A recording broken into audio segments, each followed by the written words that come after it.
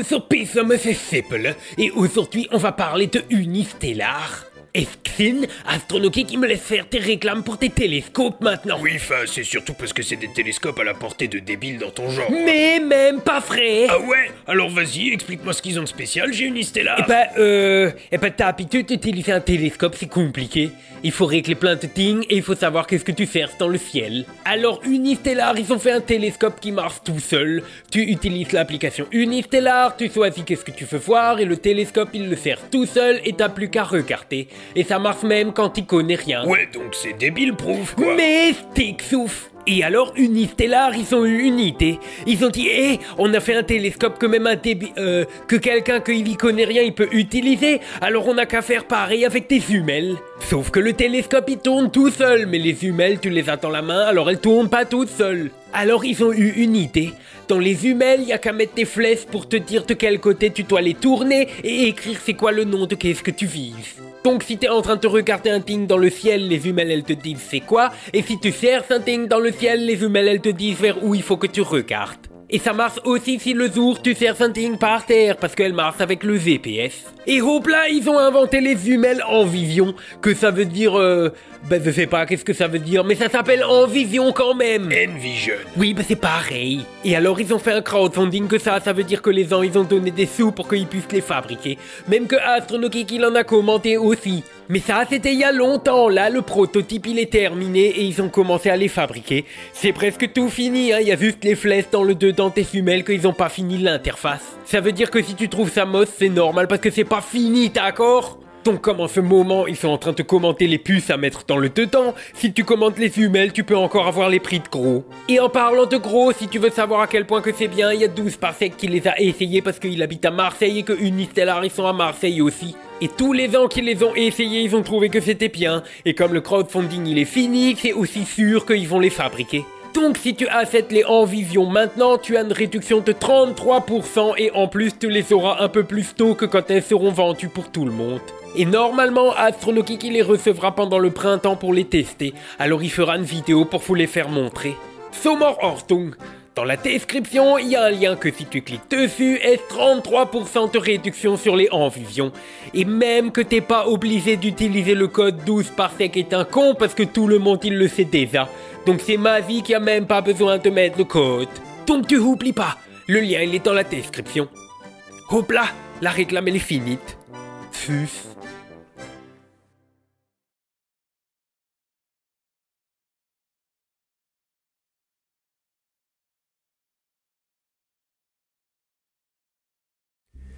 La vidéo d'aujourd'hui a été écrite par Antonin Charmet. Le thalidomide. Vous avez déjà entendu parler? Chiral vient du grec ker, à savoir la main, comme votre main gauche et votre main droite sont les images miroirs l'une de l'autre, d'accord? Identiques mais non superposables. Le même cas de figure s'appliquera également à deux composés organiques, images miroirs sur le plan de la forme, et ce à tous les niveaux de la structure moléculaire, voyez-vous? S'ils ont l'air effectivement tout à fait semblables, ils peuvent ne pas toujours se comporter pareillement. La thalidomide, l'énantiomère droit qui entre dans la composition de la thalidomide produit un médicament efficace et des plus sains. On le prescrit aux femmes enceintes pour empêcher les nausées matinales. Par contre, faites l'erreur de donner à ces mêmes femmes enceintes l'énantiomère gauche et leurs enfants naîtront pour la plupart avec d'horribles malformations. Ce qui s'est précisément passé durant les années 50 du reste. Et si je vous racontais cette histoire? Parce que dans le genre gros scandale et championnat du monde de foutage de gueule, celui-là il se pose là.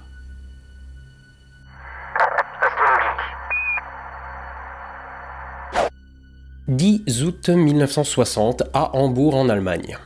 Linde Schulte-Hillen, une jeune femme de 21 ans, vient de perdre son père.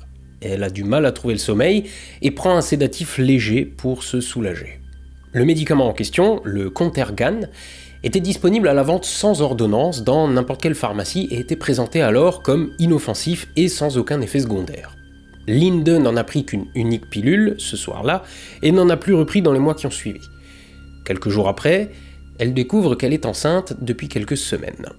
Oui, alors je sais, présenté comme ça, on dirait qu'on va parler d'un médoc qui fait tomber les femmes enceintes, sauf que non, il va plutôt leur créer de gros problèmes. Le suivi des grossesses dans ces années-là étant ce qu'il est, c'est-à-dire pas grand-chose au regard de ce qui se fait aujourd'hui, Linde va arriver en salle d'accouchement 8 mois plus tard sans inquiétude particulière quant à la santé de son bébé. Son mari travaille beaucoup et n'est pas présent. Son enfant naît sans encombre, mais la sage-femme se penche à l'oreille de la jeune maman pour lui demander « Votre mari, madame, il a des soucis de santé ?»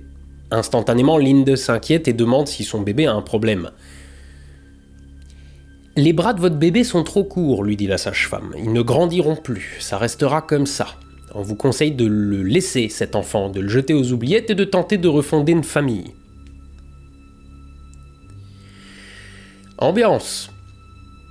Est-ce que ça pourrait avoir un lien avec le fait qu'on est en Allemagne moins de 15 ans après... Non, ça peut pas avoir de lien. Quelques jours après l'accouchement, Karl Hermann, le mari de Linde, lui avoue que, pour pas l'inquiéter dans les derniers moments de sa grossesse, il lui avait caché que quelques semaines auparavant, sa sœur, qui avait elle aussi accouché, avait elle aussi donné naissance à un enfant mal formé. Linde et son mari décident alors, malgré ses conseils douteux du personnel hospitalier, de garder le petit Jan et de l'élever le mieux possible. Et surtout, après avoir entendu parler d'autres cas dans la ville natale du père, ils commencent à écarter l'hypothèse du pas de bol génétique. En juin 1961, un ami universitaire de Karl Hermann lui conseille d'aller voir le docteur Widukind Lenz, éminent médecin de la clinique pour enfants de l'université de Hambourg. Widukind se préoccupe du nombre croissant de malformations chez les bébés et commence à faire quelques recherches. Il téléphone notamment à des collègues dans d'autres villes allemandes et dresse rapidement une liste d'encore plus de cas. C'est alors que le docteur Lenz et Karl Hermann décident de faire équipe. Ils parcourent le nord de l'Allemagne dans la vieille voiture des Schulte-Hülen dans l'espoir de trouver d'autres bébés malformés et surtout d'en découvrir la cause. Avec l'aide de Karl Hermann, Widukind pourra finalement faire le lien et relier toutes ces malformations à un composé chimique présent dans la pilule de Contergan, le thalidomide. Cette molécule est synthétisée pour la première fois en 1953 dans une entreprise chimique suisse, mais dans un premier temps, on ne lui trouve aucun effet pharmacologique notable et on ne poursuit donc pas son développement. Un an plus tard, c'est dans un laboratoire pharmacologique allemand, Chemie Grunenthal, que la molécule refait son apparition quand un chercheur reconnaît une certaine forme d'analogie avec un sédatif déjà connu. On lance alors les tests sur les animaux, et la toxicité du produit chez l'animal, puis chez l'homme, est déclarée nulle en 1956. Et il faut dire que c'est un produit plutôt bienvenu. Jusque-là, les sédatifs les plus courants sont les barbituriques. Ils sont très efficaces, mais un surdosage, qu'il soit volontaire ou non, vous expédiera aux urgences, voire à la morgue. Alors forcément, une molécule qui, même surdosée dans certains tests, ne provoque que le sommeil sans effet secondaire, on prend, et on s'y accroche comme à un Graal chimique. Les choses s'enchaînent donc très vite. Synthèse, brevet, autorisation de mise sur le marché, grosse campagne publicitaire, incitation à la distribution dans les officines un peu partout, et les ventes s'envolent très vite. Le Contergan est présenté quasiment comme un produit miracle par Grunenthal, qui arborait fièrement à l'époque un slogan assez particulier, qui, quelque part, pourrait en dire long sur la suite des événements. Réussir à tout prix. C'était selon eux un sédatif sûr, et en prime, on lui a trouvé un peu plus tard un effet anti-nauséeux, ce qui l'a tout naturellement amené sur le marché des femmes enceintes souffrant de nausées matinales. En Allemagne, le thalidomide est devenu en quelques mois le deuxième médicament le plus vendu après l'aspirine. Il passe très vite les frontières et se retrouve un peu partout, au Royaume-Uni, au Japon, en Norvège, au Canada. Au début des années 60, c'est une cinquantaine de pays, dont toutes les bonnes pharmacies écoulent flacon après flacon la précieuse substance miraculeuse. Écoulement d'autant plus rapide qu'en 1958, Grunenthal adresse un courrier à plus de 66 000 médecins allemands pour les inciter à prescrire du Contergan, notamment aux femmes enceintes. Pourtant, c'est en décembre 1956, 2 ans avant cette campagne de vente très agressive, que naissait dans la petite ville d'Aix-la-Chapelle le premier enfant difforme. La première d'une longue série de victimes du thalidomide. Le comble de l'histoire, c'est que le papa de cet enfant bossait précisément chez Grunenthal et avait ramené un échantillon à sa femme, comme de nombreux autres salariés de la boîte. Le labo n'a pas pris la peine de consulter puis les, parce que les suivants sont venus très vite, dossiers médicaux de ses enfants du thalidomide et a poursuivi son chemin de réussite à tout prix. Entre 1956 et 1961, près de 12 000 enfants européens sont nés avec des malformations sévères des membres, des mains, des oreilles, des organes internes, ainsi que des troubles fonctionnels de divers nerfs périphériques. La cause commune, mais évidemment découverte plus tard, était que leur mère avait pris du thalidomide durant leur grossesse.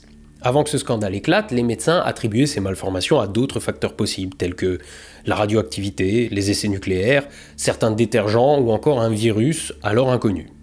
À leur décharge, à l'époque, on considère que la barrière du placenta est très difficile à franchir pour les médicaments. Alors prouver qu'une substance peut être tératogène, c'est-à-dire nuire au bon développement fœtal en provoquant des malformations, c'est plutôt compliqué. En août 1961, en Allemagne, les ventes du Contergan vont chuter drastiquement. On parle d'une division par 50 du chiffre d'affaires, parce que le journal Der Spiegel publie un article sur toutes ces malformations et y établit pour la première fois un lien possible avec le thalidomide. Mais rien n'arrête la réussite à tout prix. Les pilules continuent de s'écouler. Certes moins vite, et les enfants malformés continuent de naître. C'est en novembre de la même année qu'on retrouve notre docteur Widukin Lenz. L'éminent pédiatre est présent lors d'un congrès de sa discipline à Düsseldorf, et il y déroule une conférence durant laquelle il présente les résultats de ses recherches. Elles établissent un lien très fort entre la molécule et les naissances d'enfants malformés. Un premier communiqué régional décide immédiatement de la suppression de l'autorisation de mise sur le marché du Contergan pour cause de risques tératogènes. Grünenthal est contraint de s'adresser à nouveau à des milliers de médecins pour les avertir de ne plus prescrire leurs médicaments aux femmes enceintes ou susceptibles de l'être. À partir de là, c'est la dégringolade. Quelques semaines plus tard, le produit est retiré dans toute l'Allemagne, puis au Royaume-Uni, et petit à petit, tous les pays ou presque suppriment le thalidomide des pharmacies. Mais c'est un peu tard. Les naissances se poursuivent et la liste des enfants victimes s'allonge encore pendant des mois. Pendant ces 5 années de vente du Contergan et de ses dérivés, Grünenthal reçoit des rapports divers et variés venant d'Allemagne, et pas uniquement. Les revendeurs à l'étranger en reçoivent également. Pour seule réponse, la firme organise ce qu'elle appelle des essais cliniques, qui sont en vérité bien plus des campagnes de publicité maquillées pour prouver au plus grand nombre l'innocuité de leurs produits et tenter d'étendre son marché toujours plus loin auprès des pays récalcitrants à l'idée de laisser entrer le thalidomide sur leur territoire. Ce sera notamment le cas aux États-Unis, où la pression sera très forte sur la FDA, l'organisme chargé de réguler les produits mis en vente sur le marché américain. Là-bas, plusieurs milliers de médecins ont reçu des flacons gratuits à distribuer à leurs patients. Mais une femme, notamment, a résisté à la pression afin d'empêcher ce qui aurait été une véritable épidémie aux USA. Frances Kelsey, qui bosse à la FDA, reçoit et analyse les demandes de mise sur le marché de tout type de médicaments. En 1960, alors fraîchement arrivée à ce poste, l'un des premiers dossiers qu'elle a à traiter est donc la demande de Grünenthal pour le thalidomide. Les voisins canadiens avaient alors déjà accepté et aujourd'hui, on dénombre plus d'une centaine de personnes atteintes de malformations dues à la molécule au Canada. Mais Frances tient bon et demande à la firme davantage d'études cliniques sérieuses afin notamment d'expliquer un papier anglais rendant compte de certains effets secondaires sur le système nerveux. En guise de réponse, elle ne recevra que davantage de pression du fabricant qui appellera même ses supérieurs à de multiples reprises, tentant ainsi de faire sauter le blocage d'une seule petite employée. Mais Frances résiste et sera célébrée plus tard lors de la découverte du scandale en véritable héroïne nationale. Elle recevra notamment en 1962 des mains du président Kennedy la médaille présidentielle pour service fédéral civil remarquable. Oui, il y a vraiment des médailles pour tout. Bon, tenir tête à un grand groupe pharmaceutique comme ça toute seule dans son coin, je dis c'est pas démérité. Quoi qu'il en soit, les Américains ont été plutôt épargnés par le thalidomide, même si la molécule a fait quelques incursions sur le territoire. La France aussi, au passage d'ailleurs. Mais cette fois-ci, pas grâce à une héroïne nationale. Non, si le thalidomide n'est pas arrivé sur le sol français, à l'exception de quelques frontaliers qui sont allés se servir chez les voisins européens, c'est d'abord et avant tout grâce à la lenteur de l'administration. Une bonne vieille tradition française. Quand le dossier thalidomide est enfin arrivé sur le dessus de la pile, le scandale avait déjà éclaté et il a pu être directement classé dans la poubelle. Vive la France, j'imagine. Bref, tout ça est déjà bien agerbé, mais attendez, on n'a pas encore atteint le point Godwin de notre histoire du jour. Littéralement. Pendant la Seconde Guerre mondiale, un certain Hermann Wirtz est membre du parti nazi local de sa ville natale. Il est récompensé pour services rendus au parti en 1939 par tonton Adolphe. On le place alors à la tête d'une entreprise de chimie spoliée à un juif, et il fournira durant la guerre, à la Wehrmacht, l'armée régulière allemande, les savons et les lessives sortis de son usine grâce à une main-d'œuvre pas trop chère, si vous voyez ce que je veux dire. De fait, au lendemain de la guerre, son entreprise se porte très bien et elle change de nom pour devenir Chemie Grunenthal. Le directeur du pôle recherche de l'entreprise, et donc le responsable de la découverte du thalidomide, est un certain Heinrich Muchter. Il reçoit des commissions sur les bénéfices générés par les ventes de son médicament miracle et devient richissime en quelques mois. Avant ça, pas grand-chose sur son CV, à part peut-être qu'il a développé et testé des vaccins contre le typhus dans les camps de concentration de Buchenwald, d'Auschwitz et de Cracovie, sur des juifs qui se trouvaient là sans doute par hasard. Bon, il faut dire aussi que pour combattre le typhus, il faut du typhus. Et c'est pas pratique parce qu'à l'air libre, le virus il survit pas très bien, il lui faut un hôte. Alors rien de tel que d'inoculer la maladie sur des prisonniers de camp pour ensuite tenter de trouver le traitement. Dans le fond, c'était un humaniste, hein. Bon, un bon paquet de ses patients sont morts des suites de ces essais, ouais, bon. Mais que voulez-vous? Faut bien faire avancer la science, ma bonne dame.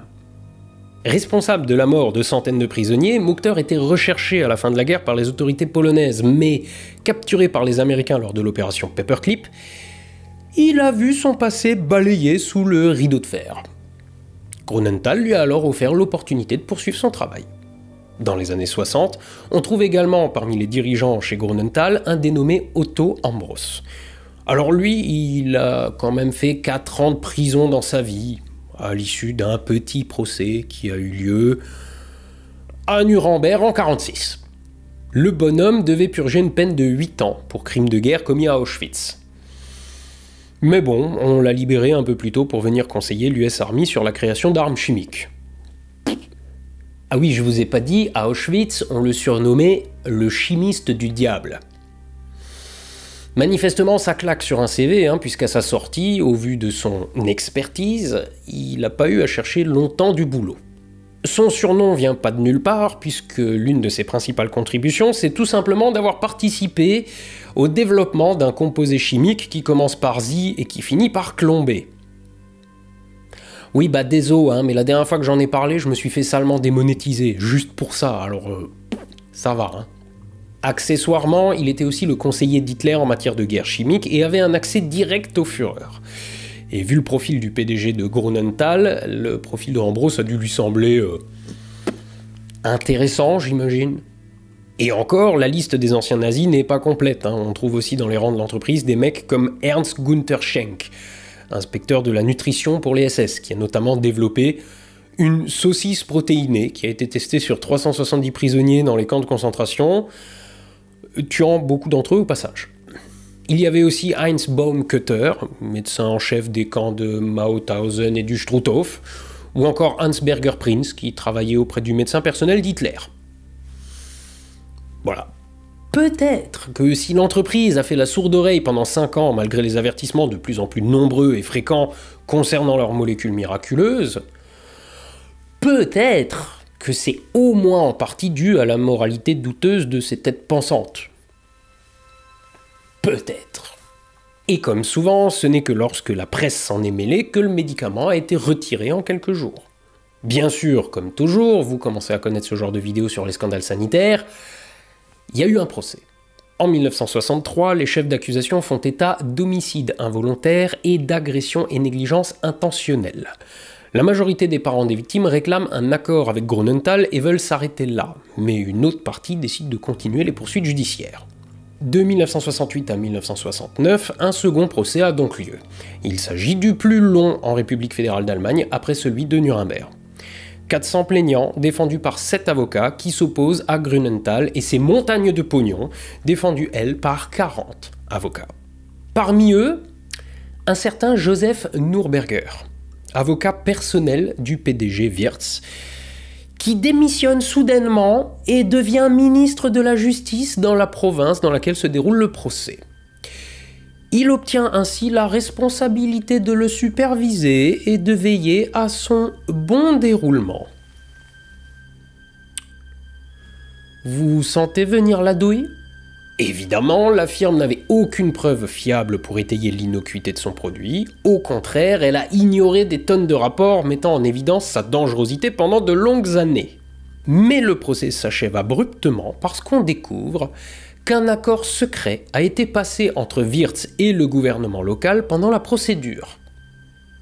Donc entre Wirtz, le PDG de Grünenthal, et son ex-avocat, maintenant ministre de la Justice. En vertu de cet accord, une grande partie des preuves produites par l'accusation seront dissimulées au public, afin d'éviter de donner une trop mauvaise image de l'industrie pharmaceutique. Et toutes les accusations graves portées contre l'entreprise, son propriétaire et ses cadres, abandonnées, en échange de compensations financières versées aux familles. Ça sent de plus en plus fort, là, non ? En avril 1970, malgré la responsabilité évidente de Grünenthal, la société et les avocats des plaignants s'accordent sur une entente à l'amiable et décident d'abandonner leur poursuite au pénal pour éviter la faillite de la firme qui priverait alors les victimes de tout dédommagement. En échange, celle-ci crée une fondation en 1971 chargée de les indemniser. Donc en gros, l'entreprise s'est engagée à dédommager les victimes, mais plutôt que de leur verser le pognon, elle l'a versé à un fonds chargé de le faire fructifier. Au final, les familles des victimes ont vu environ 10% des sommes qui leur avaient été promises. Et encore. Parce que quand vous avez un môme handicapé, vous pouvez avoir besoin de tout un tas d'équipements spécialisés, qui coûtent un bras, sans mauvais jeu de mots. Enfin, si, avec mauvais jeu de mots, mais... Donc ça serait pas mal de toucher ce pognon en une fois. Mais le fameux fonds a dédommagé les victimes par une pension mensuelle. Pension mensuelle de 30 à 140 Deutschmark par mois, et quelques paiements ponctuels. Soit à peu près moitié moins en euros. Et bien sûr, pour percevoir ce pognon, les familles des enfants du thalidomide devaient s'engager à ne plus intenter de procès.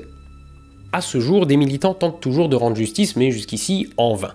Cet incroyable scandale pharmaceutique aura tout de même eu la vertu de contribuer à la mise en place de nouvelles législations en Europe et en Amérique, qui ont renforcé la sécurité quant à la mise sur le marché de nouveaux produits médicaux. Aujourd'hui, le thalidomide n'est plus produit par Grünenthal, mais la molécule, synthétisée par d'autres firmes, continue d'être utilisée dans certains médicaments. Et là, j'entends déjà les premiers d'entre vous hurler au scandale. Mais comme on est sur AstronoGeek et pas au bistrot du coin, on va maintenant faire un truc qui manque un peu trop souvent. Faire preuve de nuance. Ne jetons pas le bébé avec l'eau du bain au prétexte que... Non, j'ai beau aimer l'humour noir, je vais laisser ça à 12 par sec.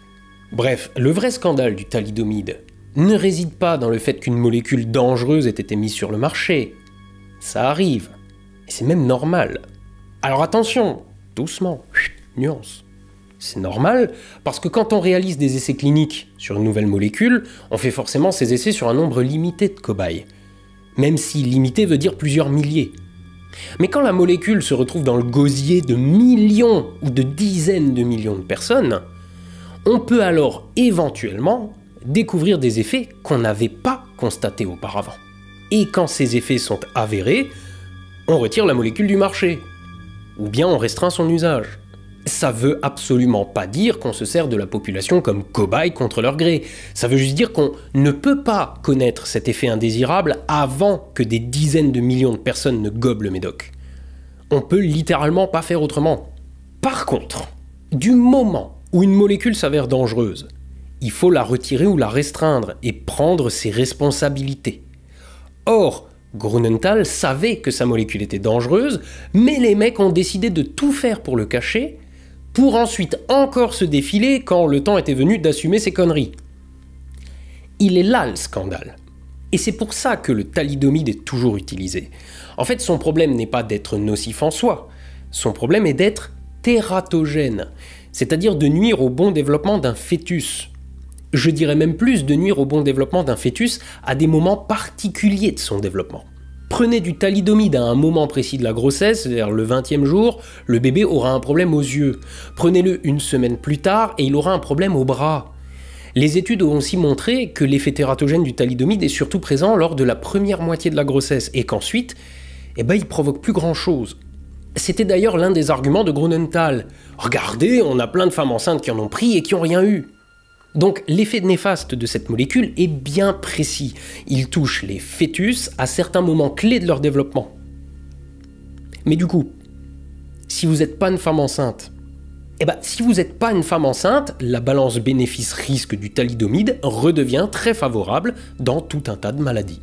L'effet principal du thalidomide, c'est qu'il inhibe l'angiogénèse, la croissance des vaisseaux sanguins. C'est pour ça qu'une fois passée la barrière placentaire, la croissance des bébés ne pouvait pas se dérouler normalement. Mais ironiquement, ce blocage de croissance s'avère plutôt utile pour lutter contre d'autres maladies, comme certains cancers, ou encore la lèpre. Comme le disait Paracels, tout est poison, rien n'est poison.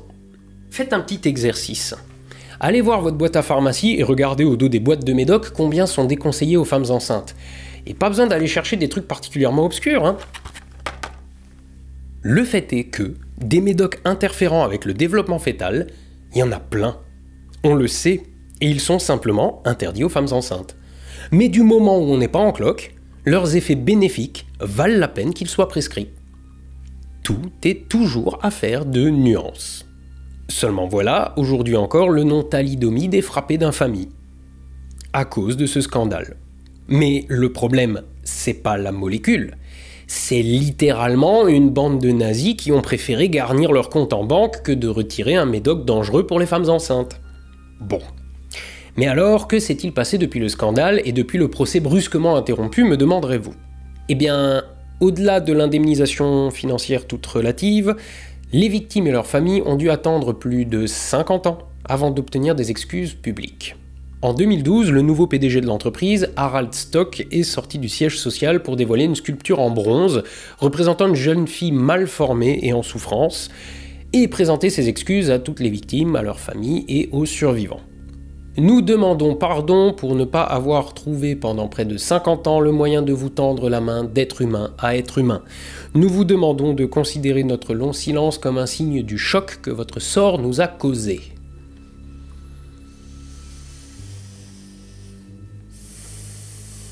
Ouais. Si vous allez sur le site de Grunenthal aujourd'hui, le slogan a changé, mais ce qu'ils ont trouvé pour remplacer le « réussir à tout prix » des années 50 est peut-être pas beaucoup mieux.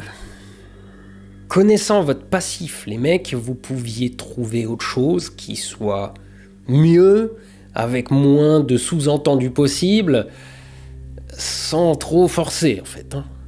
Pour finir, revenons 2 minutes sur l'extrait de Breaking Bad du début de la vidéo. On a découvert que, effectivement, le thalidomide a 2 énantiomères, une molécule inoffensive et l'autre tératogène. Or, lors de la synthèse du thalidomide, à peu près 50% des 2 énantiomères étaient produits. Suffirait-il donc de les séparer et de n'utiliser que la molécule inoffensive? Contrairement à ce que la série laisse penser, c'est plus compliqué que ça. Lors de la métabolisation du thalidomide, la molécule est reconvertie par l'organisme et on retrouve à nouveau les 2 énantiomères. Donc, qu'on le veuille ou non, le thalidomide est et restera une mauvaise idée pour soigner les nausées des femmes enceintes. Levez les yeux au ciel, soyez astronogeek, et à la revoyure.